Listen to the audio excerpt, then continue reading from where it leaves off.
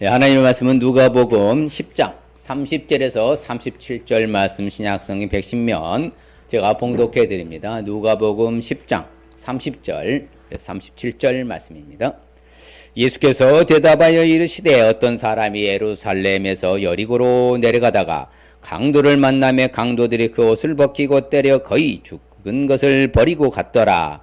마침 한 제사장이 그 길로 내려가다가 그를 보고 피하여 지나가고 또 이와 같이 한 레인도 그곳에 이르러 그를 보고 피하여 지나가되 어떤 사마리아 사람은 여행하는 중 거기에 이르러 그를 보고 불쌍히 여겨 가까이 가서 기름과 포도주를 그 상처에 붓고 싸매고 자기 짐승에 태워 주막으로 데리고 가서 돌보아 주니라. 그 이튿날 그가 주막 주인에게 데나리온 둘을 내어주며 이르되 이 사람을 돌보아 주라. 비용이 더 들면 내가 돌아올 때에 갚으리라 하였으니 내 생각에는 이 세 사람 중에 누가 강도 만난 자의 이웃이 되겠느냐. 이르되 자비를 베푼 자니이다. 예수께서 이르시되 가서 너도 이와 같이 하라 하시니라. 아멘. 할렐루야. 하나님은 우리를 여전히 사랑하신 줄 믿습니다. 위기 가운데서 건져주시고 지켜주실 줄 믿습니다. 그래서 오늘 이제 9월 품성이 긍휼입니다. 그래서 항상 긍휼히 여기라. 긍휼 생각하면 여러분 떠오르는 게 뭐가 있습니까? 예, 나보다 못한 어려움에 처한 사람들을 여기에 다가가서 도와준 것이 긍휼이잖아요. 그래서 어떻게 보면 오늘 말씀이 그 말씀이잖아요. 그렇죠? 예루살렘에서 여리고로 내려가는 길 그렇게 멀지 않습니다. 3일 반 길 걸어서 가는 유대 광야길 가는데 제가 유대 광야길 걸어봤는데 거의 나무가 없습니다. 나무 자체가 광야이기 때문에 없고요. 쭉 여리고 다 왔을 때에 딱 보면요 강도가 숨을 만한 장소가 딱 한 군데 있더라고요. 딱 길 따라오면은 딱 코너 돌아가는 딱 거기가 있어요. 언덕에 이렇게 딱 거기서 딱 기다리고 있으면 아무도 모를 정도로 아주 은닉에 아주 놀라운 장소가 있어요. 거기만 딱 있어요. 나머지는 다 이렇게 노출되어 가지고요 강도가 이렇게 다를 볼 수 있도록. 그래서 이제 여리고로 내려가던 중에 강도 만난 그 사람이 거의 다 죽게 됐잖아요. 그런데 네 사람과 제사장은 그냥 못 본 척하고 스쳐 지나가 버리고 사마리아 사람, 그렇죠. 어떻게 보면 사마리아 사람들은 유대인들과 상극이라 했잖아요. 서로 간에 완력이 있고 서로 간에 적대시하는 사람들인데 그래서 사마리아 사람이 가서 부비를 들여서 자기가 주막에 가서 돌보아주고 더 들면 내가 비용을 발생하겠다. 그래서 그 주제 말씀과 똑같습니다. 같이 읽어볼까요? 다른 사람의 상처를 낫게 하는데 필요하면 무엇이든지 내주는 것이다. 그렇죠. 바로 사랑과 헌신이 없이는 긍휼이라는 단어가 적용되지 않는 겁니다. 그래서 자기의 어떤 비용을 발생해서라도 또한 다른 말로는 다른 사람의 깊은 그렇죠. 그런 필요를 어떻게든 좀 채워주려는 마음으로 내가 응하는 것. 저 사람이 필요한 것. 저 사람이 내한테 요구하고 저 사람이 있어서 정말 필요한 부분들을 내가 그것을 직접 제공하고 공급해주고 도와주고 그렇죠. 물질적으로 도울 수 있겠고 시간을 낼 수도 있겠고 그렇죠. 몸으로도 희생할 수 있겠고 여러 다방면으로 그렇죠. 그게 바로 긍휼이라는 것이죠. 그래서 긍휼에 대해서 말할 때는 다른 것이 아닙니다. 긍휼은 다른 말로요. 동정하다, 같이 공감하다, 그렇죠. 깊은 애정을 쏟아붓는다, 깊이 사랑한다, 또한 거기에 대해 불쌍히 여긴다, 자비를 베푼다.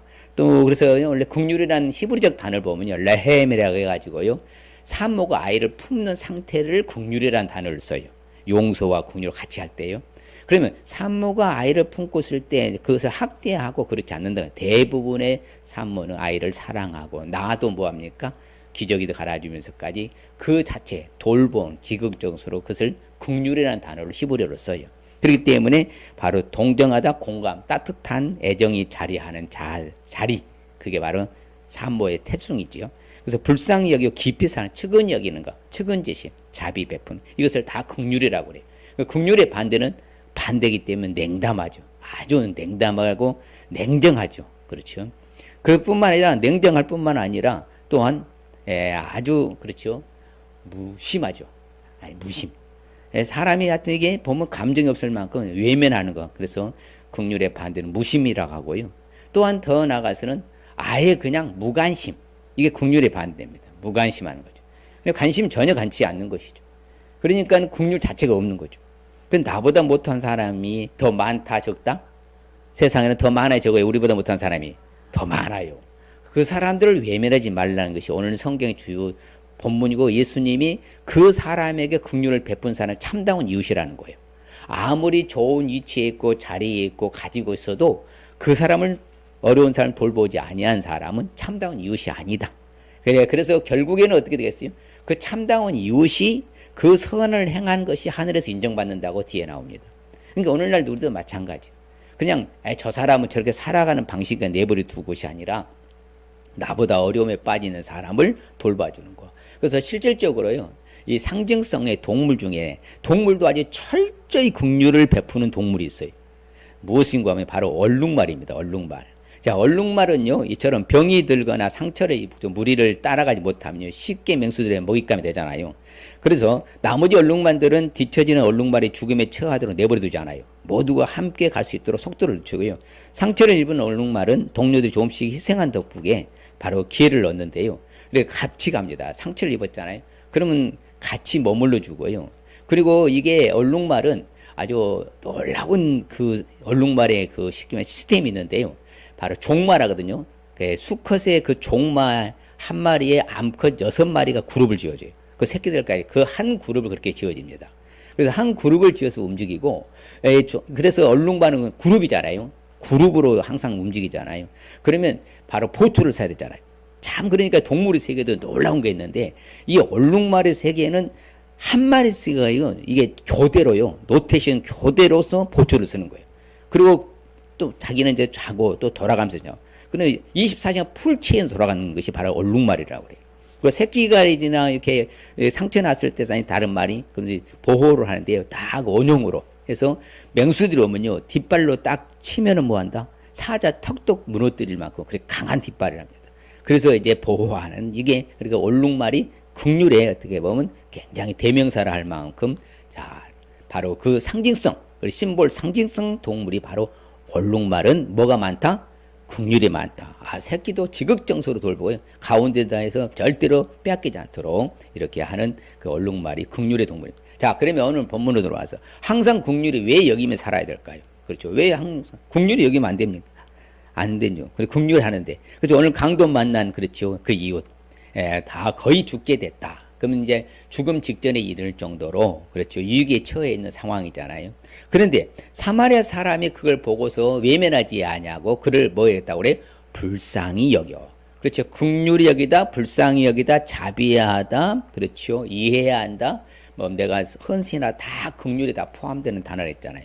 그래서 동정하고 공감 상태로 가고, 측은히 여기는 것. 불쌍히 여기서 자기의 것을 보다 투자 헌신해서 바로 이처럼 쌓아매고 돌봐주고 나머지 도로 부족하면 내가 더 부담하겠다. 곧 이 말은 희생과 헌신으로서 긍휼히 여기는 사람이 참다운 이웃이라는 사실을 알 수 있기 때문에 바로 오늘 항상 긍휼히 여기라는 말씀을 알아야 되는 거예요. 자, 뭐가 있어야 된다고? 희생과 헌신이 있어야만 참다운 긍휼을 베풀 수가 있는 거예요. 내가 희생과 헌신 없이 긍휼이란 말 쓰면 안 되는 거예요. 뒤에 나와요. 말로 립싱크스로 말로만 내가 긍휼히 여긴다, 내가 저들을 불쌍히 여긴다, 이것은 통하지 않는 거, 성경은. 하나님은 항상 삶 행동 자체를 보시기 때문에 그런 것이죠. 그래서 예수님이 말씀하잖아요. 네 생각에는 이 세 사람들 누가 참다운 이웃이 되겠냐? 그렇죠? 바로 누구예요? 선한 사마리아 사람이잖아요. 그런데 반면에 항상 긍휼히 여기지 않았던 사람이 누구였어요? 제사장과 바로 레위 사람이잖아요. 제사장이 지나가다가 보았어요. 근데 피하에서 뭐다? 그냥 지나갔어. 못 본 채 한 거지, 못 본 채. 그래서 피하에 도망갔으니까. 레위 사람도 마찬가지요. 그것에 이르러 그걸 보고 피하에 지나가. 그런데 성경에 보면요, 이런 어려움에 처해 있는 사람, 그렇죠, 힘들어 있는 사람을 보고 외면하면 어떻게 되느냐? 똑같이 당해요. 자기가 안 도와주면 자기도 다음에 도움을 받지 못한다. 성경이 강조합니다. 같이 볼까요? 쥐를 맞고 가난한 자가 부르짖는 소리를 듣지 아니하면 자기가 부르짖을 때에도 들을 자가 없으리라. 그렇죠. 내가 위기에 처하고 내가 어려움에 빠져, 내가 도탄에 빠졌을 때에 누군가 도움 청할 때에 뭐 한다고요? 그도 도와주지 않는다. 그게 바로 신발 벗기운 자 그게잖아요. 그렇죠. 여행하다가 목이 말라서 집에 방문했어. 그렇죠. 갓블레스 유럽, 오늘날은 미국 가서 하면 그렇게 하고, 자, 당신에게 평화가 있으길 바랍니다. 그런데 그 사람이 물을 안 줬어. 그러면 신발 벗어서 먼지 털는다 했잖아요. 그리고 다른 지역에 가가지고 할 때 내가 저기 마을에서 그러면 물 안 줬습니까? 신발 벗어서 먼지 털었습니다 하면 다 알아요. 그러면 거기서 그럴 수가 없다고 빨리 받아들여서 물이 내 잔이 넘치나 하고 이렇게 부어주면서 3일 먹을 양식과 3일 마실 물을 딱 주는 것이 그게 바로 이웃에 대한 배려거든요. 그러면 이 바로 물을 주지 않았던 사람은 자기도 똑같이 한다는 거예요. 다음에 그런 어려움을 당하게 된다. 그렇기 때문에 우리는 내가 어려운 사람을 봤으면 외면하면 안 된다는 거예요. 팔 걷어붙이고 몸으로 봉사하든지, 그렇죠, 물질로 헌신을 하든지, 아니면 시간을 내가 투자해서 같이 도와주든지 뭔가를 해야 된다는 것이죠. 그러면 들을 자가 없다냐. 그래서 성경은 말합니다. 같이 봐요. 긍휼을 행하지 아니하는 자에게는 긍휼이 없는 심판이 있으리라. 긍휼은 심판을 이기고 자랑하리라. 그렇죠. 그만큼 대단한 것이 긍휼이고 자비고 불쌍히 측은 여기는 건데, 상대방을 긍휼히 여기지 않으면 긍휼 없는 심판이, 여러분 긍휼 없는 심판은 무자비한 심판이잖아요. 그 진노가 무시무시한 진노잖아요. 그런 거 당하면 안 된다는 거예요. 그래서 우리는 어찌하든지 하나님이 긍휼의 하나님이시니까 그 긍휼을 입고 살아간다면 누군가에게 긍휼을 베풀어야 돼, 안 베풀어야 돼요? 베풀어야죠. 그렇죠. 긍휼의 상황을 보고 피하면 자기도 긍휼히 여김을 받지 못할 뿐만 아니라 긍휼이 없는 심판이 오게 될 것이다. 이걸 우리에게 보여주는 게 성경의 말씀의 교훈입니다. 그러면 구체적으로 항상 긍휼히 여기기 위해서는 어떻게 해야 될까요? 그렇죠. 먼저 하나님의 긍휼의 품성을 알 수 있어야 돼요. 하나님의 긍휼이 많으신 거 맞습니까? 그렇죠. 생명을 파멸에서도 구속하시고요. 인자와 긍휼로 가르치시고 좋은 것으로 소원을 만족해 주시고 청춘과 독수리같이 새롭게 주시고, 우리 하나님의 긍휼이 무한하신 분이 우리의 긍휼을 베풀어 주시는 것이요. 그리고 어려운 자, 그렇죠, 힘든 자, 궁핍한 자가 하나님 앞에 요청하고 부르짖으면 하나님은 거기에서 뭐 한다고요? 건져주시는 긍휼이죠. 도움이 없는 가난한 사람들이 도와달라고 할 때 하나님 뭐 한다? 거기서 건져주시고. 이게 긍휼이 하나님이라 그런 거죠. 그러니까 우리 하나님은 항상 긍휼을 베푸시는 거예요. 매사의 긍휼, 그렇죠. 그러므로 말미암아서 우리를 불쌍히 여기셔서 우리 죄악도 발로 뭐하고요? 발로 밟으시고 우리의 모든 죄도 깊은 바다에 던지시는, 이게 긍휼을 해주시는 거죠. 긍휼을 베풀고 불쌍히 여겨주셔서, 그렇지요, 용서해 주셔서 우리로 하여금 죄악에서 살아나게 하신다 했죠. 그리고 우리 죄악을 하나님은 뭐 한다고 그래요? 참 성경 보면 재밌는 말씀 많아요. 오직 하나님은 뭐 하신다고 그래요? 긍휼하시기 때문에 죄악을 뭐 한다? 덮어주시오. 멸망시키지 아니하시고 그의 진노를 여러 번 뭐 한다? 다시 돌이키시고 모든 그 분을 뭐 한다? 다 쏟아내지 아니야. 이게 긍휼이시죠. 그러니까 하나님이 자신의 자녀들의 애들은요 항상 긍휼을 베푸셔요. 예, 그게 은혜지 우리한테는요. 그러나 믿지 않는 자들은요 무시무시한 진노를 쏟아내는 거예요. 그러니까 끝이 안 좋잖아요. 결과는 그들은 무시무시한 심판이 도래하고 우리는 긍휼의 은혜로 살아간 줄 믿습니다. 예수님도 마찬가지예요. 예수님도 항상 긍휼을 베푸시잖아요. 그렇죠? 예수님이 오신 자체가 긍휼을 베푸시러 오신 것이고요. 그렇죠? 예수님께서 모든 자신을 따르는 무리들을 보시고 항상 뭐 하셨다고 그래요? 불쌍히 여기사. 뭐 하사? 불쌍히 여기사. 그 중에 모든 병자들 다 뭐 하셨어요? 고쳐주시잖아요.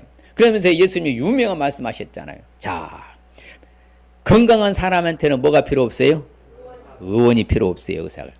병든 자에게 필요한 거예요. 예수님은 그래서 의인 부르는 것이 아니라 뭘 했다? 죄인을 부르러 회개케 하러 왔다 하잖아요. 우리 하나님께서 예수를 이 땅에 보내실 때에 긍휼을 베푸시기 위해서 보내주셨다는 거잖아요. 그래서 예수님께서는요 자신에게 나온 그 무리들을 볼 때에 꼭 뭐 없는 양 같다? 목자 없는. 여러분요 이스라엘 가보면 광야에 가보면 다 노출됐다 했잖아요. 근데 목자가 없다. 백발백중 바로 맹수들에게 노출되는 거예요. 그러면 이건 거의 뭐 사망입니다. 살아갈 수 있는 길이 없어요. 항상 목자가 함께 할 때만 양은 안전지 되는 거예요. 그런데 예수님이 그걸 보시면서 뭐 하겠다고 그래요? 불쌍히 여기셔서 여러 가지로 가르쳐 주신 거죠. 그것이 바로 하늘나라 평화 천국을 가르쳐 주셨잖아요. 그렇기 때문에 또한 예수님은 불쌍히 여기시오. 자, 먹을 것이 없어. 예수님을 따르는 무리들이 그러니까 뭐예요? 500여 700여 기적을 일으켜 주시잖아요. 그게 바로 그렇잖아요. 불쌍히 여기신 것이죠. 예, 불쌍히 여기죠. 저들이 기진할까 내가 그냥 보내진 못하겠다. 얼마나 예수님의 마음이 따뜻한 마음이에요. 그래서 우리도 이러한 늘 제가 말하고 강조한 것이 따라서 측은지심, 예수님의 마음, 예, 그걸 가져야 돼요. 그래서 이 마음, 예수님의 마음을 품으라 빌립보서 2장 5절이 나오잖아요. 우리가 그 마음을 품고 살아야 되는 거예요. 나보다 못한 사람을 보고 외면하고 하면 안 된다는 것이죠. 하나님이 이렇게 긍휼이시고, 그래서 예수님은 더 나아가서는 뭐였어요? 성부 하나님, 성자 하나님, 성령 하나님도 바로 긍휼의 하나님이에요. 그래서 예수님이 벌써 성령을 너한테 보혜사를 보여주다. 보혜사가 뭐예요?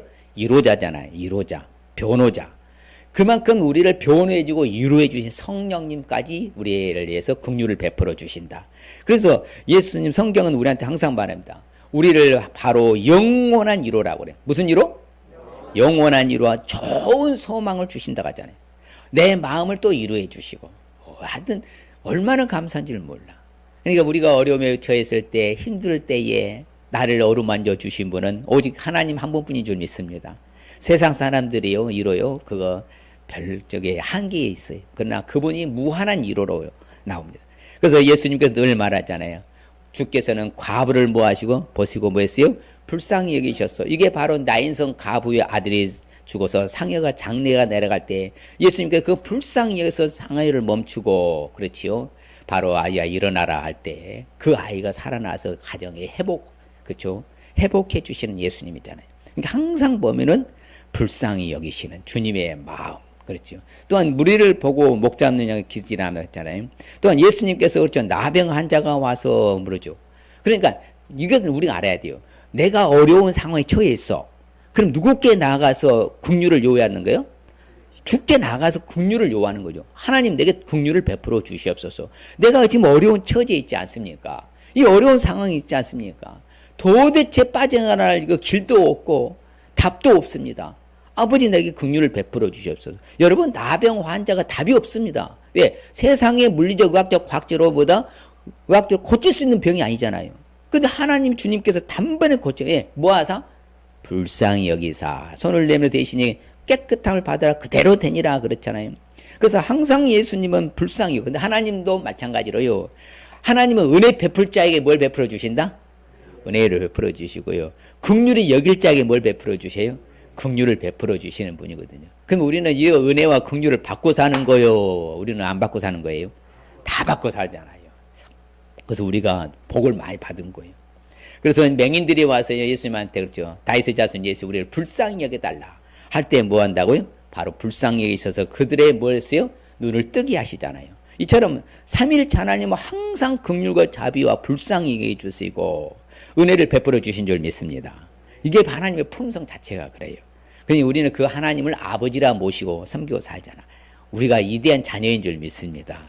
우리가요 시시한 존재가 아닙니다. 정말 자주 언급하지만요, 우리는 하늘 아래 우리보다 더 위대한 사람 없는 거예요. 왜요? 그분이 우리 아버지이시기 때문에 그런 컨셉을 놓치지 마시길 바랍니다. 또한 항상 긍휼히 여기기 위해서는 어떻게 해야 될까요? 바로 우리도 이웃에게 긍휼을 베풀 수 있어야 돼. 자, 이웃에게 긍휼을 베풀며 살겠습니다. 옆 사람에게 이웃에게 긍휼을 베풀며 살겠습니다. 네, 그렇게 살아야 되는 거예요. 우리가 이웃에게 긍휼을 안 베풀면요, 자기 중심적으로 나 혼자 잘 먹고 잘 사는 사람 보면 그 사람은 이기주의라고, 개인주의라고 해요. 극단적 개인주의라고 합니다. 그러면 안 된다는 거예요. 항상 펴는 사람, 그 사람이 여유롭고 넉넉한 사람. 근데 그런 사람은 하나님이 더 채워주시잖아요. 넉넉하게. 그런데 내가 품고요, 딱 지는 사람은 하나님이 다 걷어가면요, 일거에 다 사라지게 되는 거예요. 그때 가서는 통제라 울면 때는 늦으리. 우리는 그러면 안 돼요. 자, 기회가 왔을 때, 기회가 주어졌을 때, 그 찬스를 놓치지 마시고 긍휼을 베풀며 살아가시길 바랍니다. 주님이 오늘 분명히 말씀하시잖아요. 자, 누가 참다운 이웃이냐? 자비를 베푼 사람입니다. 그때 예수님 뭐라고 그래요? 너희들도 이와 같이 똑같이 긍휼을 베풀라. 이렇게 강조하잖아요. 자, 예수님이 있는 우리가요, 우리나라 초대교회 시절에요, 좋은 일은 다 크리스찬들이 다 했어요. 기독교가 다 한 거예요, 사실은. 학교 세웠죠, 과원 세웠죠, 병원 세웠죠. 어렵고 힘든 사람 다 돌본 게 누구였어요? 기독교인들이었어요. 크리스찬들이 했다 이 말씀입니다. 오늘날에는 복지에서 나라가 해준다고 하지 말라고 하는데 사실은 그래도 뒤에서 배후에서 그런 일 하는 게 다 크리스찬들인 거예요. 왜? 누구의 마음 가지고? 예수님의 마음 가지고. 그래서 이웃에게 베풀라는 거예요. 그래서 성경이 잘 가르쳐 줍니다. 같이 읽어요. 누가 이 세상의 재물을 가지고 형제의 궁핍함을 보고도 도와줄 마음을 닫으면 하나님의 사랑이 어찌 그 속에 거하겠느냐. 그렇죠.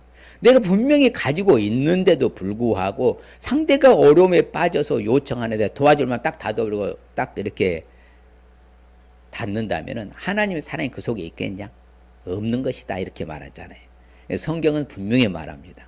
내가 어려운 사람들 보면 지나치지 마시고 여러분 작은 정성이라도 제발 쏟으시기를 주의 이름으로 축복합니다. 그냥 지나치면 안 되는 거예요. 그것이 나눔의 베풀며 구제라 했잖아요. 그래서 히브리인들은 구제하는 사람을 뭐한 사람이라? 의인이라고 하는 거예요. 구제 자체가 의거든요. 그만큼이면 내가 긍휼을 베푸는 사람이 의인이라 이 말입니다. 나만 잘 먹고 잘 사는 식으로 살아간 사람은요 의인이라 칭하기가 어렵습니다. 히브리적 사고로 한다면.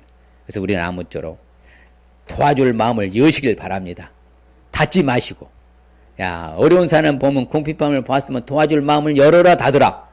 열어라 그 말이에요. 열어라 열어라. 그렇죠. 왜? 하나님이 자비롭다 했잖아요. 긍휼이 많다 했잖아요. 그러면 우리도 뭐 하라고 그래? 너희도 자비로운 자가 되라고 주님이 말씀하신잖아요. 오늘 본문에. 그러니까 우리가 읽은 우리 말씀에는 항상 말씀에 대해 기준을 살아야 된다 했잖아요. 성경이 뭐라고 말하는 거 봐야지 세상에 살아가는 논리로 살면 안 된다고 자주 언급합니다. 제가 여러분 새벽 말씀 묵상 때마다 말하잖아요. 세상의 방식으로 사는 우리가 아니라 우리 하나님의 방식으로 살아가도록 우리라. 그렇기 때문에 아버지가 자비하시면 우리도 어떻게 살아야 돼? 자비로운 자가 되어가잖아요. 자, 그래서 성경이 말합니다. 자, 이웃을 같이 봐요. 이웃을 업신 여기는 자는 죄를 범하는 자요. 그 빈곤한 자를 불쌍히 여기는 자는 복이 있는 자니라. 그렇죠. 나보다 못한 사람, 빈곤한 사람을 더 도와주는 불쌍히 여기는 사람이 진짜 복 있는 사람이요.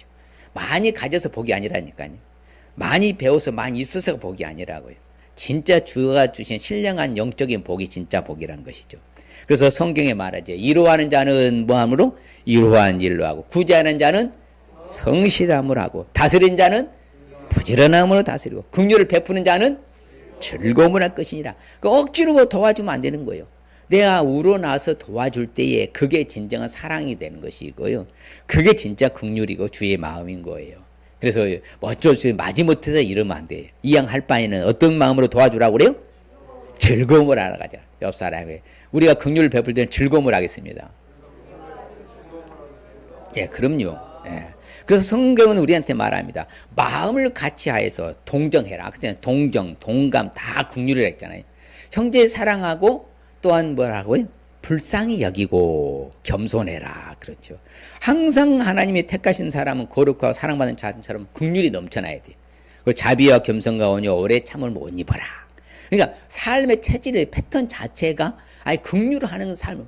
그래서 항상 성경에 보면요, 받는 자가 복이 있다고 말합니까? 주는 자가 복이 있다 말합니까? 주는 자가 복이 있거든요. 그래서 우리 기독교 한금주는 뭡니까? 네가 대접을 받고자 하는 먼저보다 대접하라. 율법의 선지자라 하잖아요. 예, 마태복음 7장 12절에. 바로 그런 자세로 살아가는 것이에요. 그럴 때 여유롭게 사는 거죠. 내 마음이 행복하잖아요. 줄 때, 나눌 때. 참 내가 할 수 있어서 감사합니다. 제가 매일 가서 전도할 때 그러고, 하나님 내가 전도할 수 있는 마음 주셔서 감사합니다. 전도할 수 있는 재정 주셔서 감사합니다. 그렇죠? 또 건강 주셔서 감사합니다. 늘 그것밖에 없어요. 감사할 것밖에 없더라고. 왜? 주가 주시니까 주는 자가 복이 있잖아요. 예. 항상 우리는 선을 행하고요. 선한 사업을 같이 봐요. 참 이게 이 말씀이 좋은 말씀입니다. 선을 행하고 선한 사업을 많이 하고 나누어 주기를 좋아하며 너그러운 자가 되게 하라. 할렐루야. 이게 바로 긍휼의 마음이에요. 긍휼을 베푸는 거죠. 이웃에게. 그렇죠. 그래서 이처럼 항상 선을 행하는 거. 선한 사업을 많이 하고 나누어 주기를 좋아하고 또한 뭐다? 너그러운 자가 되고. 그렇죠. 그런 사람이 좀 여유롭잖아. 사람이 올 때부터 풍성해 보이잖아요. 풍요로워 보이고. 그게 하나님의 마음이에요. 그러니까 항상 그분은 행복인 거죠. 그렇죠. 그래서 마지막에요. 제가 서론에 말씀드린 평가를 받아요. 뭐라고 평가받냐고. 자, 말합니다. 자, 임금이 이제 대답하여 말하죠. 내가 진실로 너에게 이른다. 너희 중에 내 형제 중에 지극히 작은 자, 어려움에 처한 사람, 곤란과 환난과 역경에 궁핍한 사람에게 도와준 것이 곧 누구께 한 거라고 그래요? 바로 하나님께 한 것이라고. 야, 그렇죠. 엄청난 우리는 인정받는 거예요. 헐벗고 굶주리는 사람 한 게 내가 주를 언제 도왔습니까? 주님한테 내가 뭐 물도 안 드리고 뭐 떡빵도 안 드렸는데 아니다. 그게 네가 나에게 준 것이 아니라 네가 어려운 사람에 처했을 때 그 사람을 보고 외면하지 않고 사마리아 사람처럼 부비를 들어서 힘들어해서 수고하고 희생한 것이 내가 받았다. 네가 나한테 한 것이다. 야, 얼마나 이거 놀라운 거예요. 그러니까 우리가 이런 기회를 놓치면 돼야 안 되겠어요? 절대 안 되는 거예요. 누구를 대접하는 거니까? 주를 대접하는 거 결과가 되잖아. 그러면 그걸 하늘에 상 받는다는 거예요. 그게 얼마나 놀라운 축복인 거예요. 나는 예면에 어쩔 수 없다. 핑계 대. 나는 또 어려우니까. 이런 식으로 하다 보면요. 진짜 야, 너는 나를 위해서 네가 뭐 했냐? 아니, 나 그때 어려웠잖아요. 그 가운데서 네가 폈냐? 아니요, 이러면 할 말이 없게 된다 이 말. 유구무원이 되는 거예요. 아무쪼록 기회는 자주 오는 거 아닙니다. 어려움에 처한 사람 예민하지 마시고 손을 펴시길 주의 이름으로 축복합니다. 성경은 말합니다. 그래서 나그네 이방 나그네를 압제하지 말라. 너희들도 무슨 시절이 있었으니까 나그네 시절이 있었지 않느냐. 그들을 돌보아 줘라 그러는 거예요. 그래서 하나님 아버지 앞에 정결하고 더러움없는 경건에 대해서는 뭐라고 말합니까? 바로 과부로 환난 중에 있을 때 뭐라는 사람이요? 돌보는 사람이 진짜 하나님 앞에 정결하고 아름다운 경건 갖고 사는 사람이라. 그 신앙생활 잘하는 사람이죠. 그렇죠. 환난 중에 있는데 그 사람을 예면하면 안 된다는 것이에요. 우리가 항상 그걸 놓치면 안 되는 거예요. 그래서 어찌 됐든지 간에 우리는 긍휼을 베풀어야 된다. 그래서 성경은 말합니다. 그렇죠. 긍휼을 기다려라. 의심한 자들도 긍휼을 베풀어 줘라. 너하고 사상이 맞지 않고 논리가 맞지 않고 생각 사고가 다르다고 무시하지 말고 함부로 하지 말고 그들도 긍휼을 베풀어 줘라. 그래서 성도들의 쓸 것도 공급해 줘라. 손님 대접하기도 뭐 하지 말아라? 잊지 말고 힘써라. 그렇지요. 부지 중에 천사 대접하는 바로 아브라함이 그래서 복 받았잖아요. 그렇죠. 그러니까 우리가 항상 쓸 것을 공급해주고 성도들에게 손님 대접하기를 즐거워할 수 있으기를 바랍니다. 그래서 기회가 있는 대로 하러 가잖아. 기회가 없으면 하고 싶어도 못 한다니까요. 이렇게 우리가 기회를 주신 이 기회가 얼마나 감사한 거예요. 근데 그 기회가 주어졌다는 것은 은혜잖아요. 할 수 있도록 하나님 기회를 주셨으니까, 환경을 열어주셨으니까 그때를 놓치면 안 된다는 거예요. 그 기회가 있는 데는 모든 사람에게 뭐라고 그래요? 착한 일을 하라고 하는 자라. 왜? 그 빛의 열매잖아요. 모든 착한 모든 의는 모든 진실함이 빛의 열매 자체가. 모든 사람은 착한 일을 하라는 거예요. 더욱 믿음의 가정들에게. 성도들이 어려움에 빠졌으면 제가 중보기도 요청했잖아요. 집사님에서 다 하셨죠? 계속이요. 다 완전히 무혐의로 끝났는데 또 다시 민원을 다른 데로 또 넣는답니다. 그러니까 우리가 기도로밖에 없어요. 기도로 승리하죠. 할렐루야. 그래서요, 바로 이게 참 하나님이 하는 섭리와 함께 한 사람의 긍휼이 얼마만큼 놀라운 일을 결과는요, 바로 나일강이에요. 이집트에 애굽의 나일강의 바구니에 띄었잖아요. 근데 이제 애굽의 공주가 딱 보니까 바구니 와서 열어보니까 아기가 있어. 그 아기가 울고 있는 거야. 근데 그 공주, 그렇죠. 하셉토스 2세인데 공주가 볼 때 그를 뭐 어떻겠어요? 야, 여기에 이거 불쌍히 여기는 마음에서 유물을 갖다 키워가지고 그게 유명한 모세가 된 거 아닙니까? 만일에 그 경우에 이 공주가 뭐다? 불쌍히 여기는 마음이 없었어 봐요. 그럼 뭐다? 나이가 띄어졌으면 자, 뭐가 많아? 악어가 많았어요. 그러면 그냥 죽는 거죠. 그럼 모세가 없는 거잖아요. 그러니까 하나님의 절대적 주권 섭리와 이 바로의 뭐예요?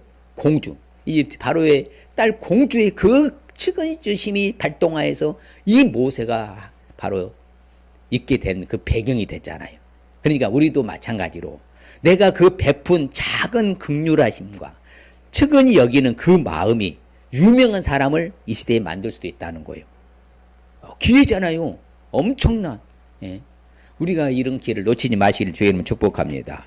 또한 항상 긍휼히 여기에서는 그럼 어떻게 해야 될까요? 바로 참 이 말씀을 준비하면서 야 진짜로 이 하나님의 긍휼함을 이게 고백하는 이 다윗을 보고요 감탄했습니다. 역시 다윗은요 자신이 어려움에 처해 있었잖아요. 그때마다 하나님의 긍휼을 입어서 피할 길을 열어주셔서 사울 왕의 추격으로부터 살아남은 바로 자신의 그것을 간증으로 고백하는 거예요. 또 쉽게 말해 바울도 그렇지만요 이 다윗이 아주 그런 간증을 많이 합니다. 그래서 우리는 하나님이 나에게 베푸신 긍휼, 하나님 얼마나 많은 긍휼을 베푸신가를 좀 컨페스 고백할 수 있을 주님을 축복합니다. 표현하라 그 말입니다. 하나님이 은혜했습니다. 하나님이 도와주셨습니다. 하나님이 지켜주셨습니다. 하나님이 보호해주셨습니다. 하나님이 건강도 주셨습니다. 살 수 있는 길도 열어주셨습니다. 다 고백이잖아요. 컨페스예요. 우리가 그걸 잘해야 되는 거예요. 표현을요. 근데 꿀먹은 보리같이 말이에요. 예수 믿는 사람들이 가만히 입만 다물고 있어. 그 아버지 볼 때 얼마나 속상하겠어요. 내가 너에게 다 주었는데 너희들은 나한테 고백 한마디 못하냐? 한번 고백해보세요. 고백해보세요. 한번요. 자주 컨페스 고백을 잘해야 돼요. 받아놓고는 입 딱 닫아버리고 그냥 모른 척하고 살지 마시라는 거예요. 표현을 잘해야 됩니다. 표현을. 그래서 여러분들이요. 전도는 쉽다 어렵다? 쉽다겠잖아요. 전도가 쉬워요 어려워요? 쉬워요. 인도가 어려운 거지. 자, 전도는 뭐라겠어요? 예수 믿고 구원받아 평화 천국 생활하라. 이게 전도요. 입을 열면 되는 거요. 입을 안 여니까 안 되는 것이 어려운 거지. 옆 사람에게 예수 믿고 구원받아 평화 천국 생활하십시오. 계속 강조할 겁니다. 전도 하라는 말입니다. 입을 안 열, 첫 번 입이 안 열어지니까 그러는 거지. 열어줘 봐요. 전도는 쉽잖아요. 인도는 어려운 거예요. 인도는요. 그 사람 교회를 인도하려는 게 어려운 거지. 복음은 전하라 했잖아. 전도는 쉽다 어렵다? 고백하라 이 말이요. 고백하시길 바랍니다. 예.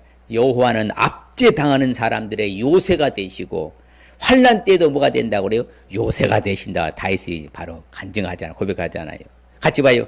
나의 힘이시여 내가 주께 찬송하오리니 하나님은 나의 요새이시며 나를 긍휼히 여기시는 하나님이십니다. 이렇게 고백하라 이 말입니다.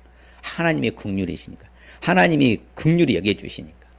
주여 주는 우리를 뭐에 여기시고 긍휼히 여기시며 은혜를 베푸시며 노하기를 더디하시며 인자와 진실이 풍성한 하나님이십니다. 이렇게 고백하라 이 말이에요. 여러분 삶 속에 있을 때요. 여러분들 자녀들이요. 뭘 베풀어 주는데 입 한마디 닫고 입 딱 닫아봐요. 닫아봐요. 부모님 속상하다니까. 아 그래 안 그래요 부모님들. 그래 안 그래. 그럼요. 인지상 똑같다니까 하나님 올리가 성경에 올리가 이 땅에 올리가. 그러면 뭐 작은 걸 줘도 아유 엄마 감사해. 아빠 고마워요. 아 이러면 기분이 좋잖아. 똑같은 거야. 하나님 그렇게 베풀어 준 긍휼을 다 베풀어 줬는데 이 딱 닫고 한마디도 안 하네 이 고백을. 제발 이제 고백하면서 하십시다. 고백하세요. 하나님의 은혜로 살고 있습니다. 하나님이 도와주셨어요. 이 코로나를 이기 가운데도 지켜주셨습니다. 백신의 부작용 가운데서도 아직까지 살아있네요. 뭐 감사할 고백할 게 얼마나 많아. 제발 고백하세요. 하나님 나에게 뭘 베풀어 주신 거라고? 긍휼을 베풀어 주셨다 이 말입니다. 그게 은혜라 이 말이에요. 요한은 긍휼이 뭐하다고 그래요? 많으시고 은혜로우시며 노하기도 더디하시고 인자심도 풍부하시다. 이게 바로 다윗의 간증이 고백이잖아요. 컨페스. 우리가 이렇게 막 고백할 수 있어야 된다 이 말입니다. 맞아. 구구절절히 하나님의 긍휼이잖아. 하나님의 은혜고 맞습니까? 그럼 우리도 고백하며 살라는 거죠. 그럴 때 아버지가 기뻐하시는 거예요. 그래 너는 나를 인정해 주는구나. 네가 바로 내 은혜로 살고 있는 게 네가 나한테 고백하는구나. 고맙다. 그러면 더 좋은 걸 주시는 것이죠. 요한은 은혜로우시며 의로우시잖아. 또한 우리 하나님은 긍휼이 뭐하시다? 많으시다. 요한은 은혜로우시면 긍휼이 많으시면 노하기도 더디하시고 인자하심이 크십니다. 그렇죠. 그렇게 계속 고백하고 있잖아요. 다윗은. 또 에레미야도 마찬가지입니다. 에레미야의 3장 22절 뭐라면 여호와의 인자와 긍휼이 뭐하심으로 해요? 무궁하심으로 우리가 진멸되지 아니하였습니다. 야 이렇게 관증하고 고백하잖아요. 그분의 은혜로 사는 것 우리는 아무쪼록 고백하시기를 바랍니다. 그렇죠. 그래서 여호와께서는 모든 것을 선하게 대해 주신다. 선대하시고 그 지으신 모든 것이 긍휼을 베푸시는도다. 그렇죠. 아버지는 자식을 그렇죠. 아버지가 육신의 아버지도 자식을 긍휼히 여긴 같이 여호와께서는 자기를 경외하는 자기 자녀들을 어떻게 여긴다? 긍휼히 여겨 주시는 거거든요. 그렇죠. 그러니까 항상 가난한 자를 궁핍한 자를 불쌍히 여기신다. 하나님은 궁핍한 자의 생명도 구원하신다. 그러니까 우리가 어려움에 처했고 위기에 처했고 힘든 상황 가운데서도 나에게 긍휼을 베풀 사람 하나님밖에 없는 거예요. 하나님께 나아가서 내 사정이 이렇습니다. 아래면 하나님이 응답해 주실 줄 믿습니다. 예, 긍휼이 많으시거든요. 예. 그래서 주의 그를 따라 날 살려주시옵소서 이렇게 요청하고 바로 하나님의 소원을 품는 거죠. 그러면 하나님이 역사하시잖아. 저는 참 이 말씀이 너무 좋은데 비록 근심케 하시는 그 풍부한 인자하심에 따라 긍휼히 여겨주신다. 순간은 어려울 수 있다 이 말이에요. 그러나 우리의 결과는 좋은 결과가 온다 하잖아요. 그러니 우리는 항상 긍휼을 베푸시는 하나님을 고백할 수 있기를 축복합니다. 우리에게 기적도 기억하게 해주시고 은혜로우시고 자비로우신 하나님이라고 하잖아요. 그렇죠? 찬송합니다. 우리 주 예수 그리스도 아버지시오. 무슨 아버지라고 그래? 자비의 아버지시오. 또한 모든 위로의 하나님이시오. 야, 얼마나 감사해요. 이렇게 고백하는 거예요. 자비의 아버지이십니다. 나를 위로해 주시는 하나님이십니다. 막 계속 고백하는 거죠. 그러면 아버지는 으쓱으쓱하고 기분 좋아하실 거예요. 근데 우리가 받은 것은 많은데 이거 딱 한마디도 안 하면요. 야, 내가 너를 그렇게 많이 주었건만은 너는 왜 없는 것만 갖고 불평하냐? 여러분 우리가 받은 게 더 많습니까? 없는 게 많아요? 받은 게. 그렇죠. 세상 사람들이 없는 거 우리는 다 받았잖아요. 이건 말로 비교할 수 없잖아요. 그렇죠. 좋게 비교할 수 없죠. 영광은. 그렇죠. 장차 나타날 영광과는 좋게 비교할 수 없죠. 그렇게 우리 받았어요. 은혜를 우리에게 주셨잖아요. 그렇죠. 하나님이 대신에 교만한 자는 물리치시는 거예요. 그러니까 항상 교만하면 안 돼요. 항상 낮춰야 돼. 그래야 하나님 높여주신다 했잖아요. 겸손한 자에게는 뭘 주시 하나님이? 이게 바로 긍휼이거든요. 자, 오늘 말씀의 핵심적인 의미가 뭔가 같이 봅니다. 시작. 긍휼의 기회를 놓치지 말고 행하여 하나님의 긍휼하심을 받고 살라는 말씀입니다. 바로 오늘 말씀 요지가 그거예요. 핵심 의미가. 다시 한번 옆 사람에게 시작. 긍휼의 기회를 놓치지 말고 행하여 하나님의 긍휼하심을 받고 살라는 말씀입니다. 예. 자, 그러면 이제 긍휼하심의 기회를 놓치면 된다, 안 된다? 안 된다. 반드시 행하시길 바랍니다. 그럼 하나님 또한 나에게도 긍휼을 많이 베풀어 주실 줄 믿습니다. 그럼 오늘 말씀이 주는 축복, 약속의 말씀 같이 봅니다. 시작. 긍휼히 여기는 자는 복이 있나니 그들이 긍휼히 여김을 받을 것이며. 그렇죠. 바로 긍휼히 여김을 받게 되는 축복이죠. 야, 언제나 긍휼을 받는 거예요.